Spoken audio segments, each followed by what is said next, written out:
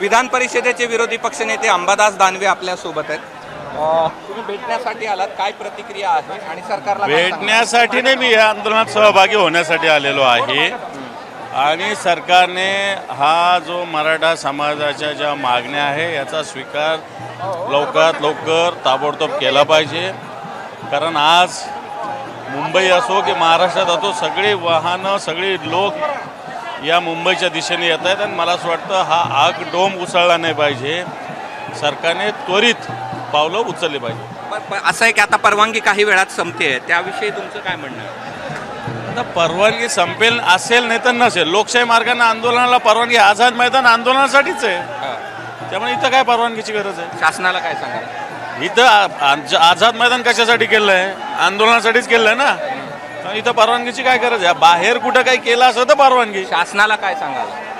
या ज्या विषयी मनोज जरांगे पाटलांनी आवाज उठवलेला आहे त्या विषयाला न्याय द्यावा। बरं, एक शेवटचा प्रश्न, ओबीसीतून आरक्षण द्यावं याबद्दलच्या तुमच्या पक्षाची भूमिका काय? हे मी पक्ष म्हणून इथं आलो नाही, मी एक मराठा म्हणून इथं आलेलो आहे। मराठ्यांच्या ज्या भावना आहेत त्या सरकारने जपल्या, पण जपल्या पाहिजे, म्हणजे ओबीसीतून दिलं पाहिजे का नाही दिलं पाहिजे? हे मुद्दा काय आहे?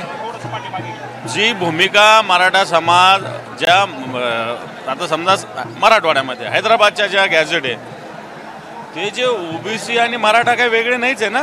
माझा साधा प्रश्न आहे की ओबीसीतून दिलं पाहिजे का नाही दिलं पाहिजे? नाही, हे हा मराठ्यांना आरक्षण मिळालं पाहिजे विचारतो, माझा प्रश्न आहे ओबीसी हा मी मराठा म्हणून आहे, मी कोणाकडून घ्या आणि कोणाकडून द्या म्हणत नाही, मराठ्यांना मिळालं पाहिजे। कसं दिन सरकारने विचार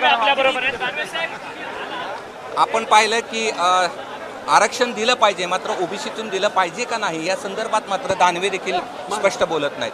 कॅमेरामन धनंजय दारुंटेसह मी कृष्णा केंडे, एबीपी माझा, मुंबई। एबीपी माझा, उघडा डोळे बघा नीट।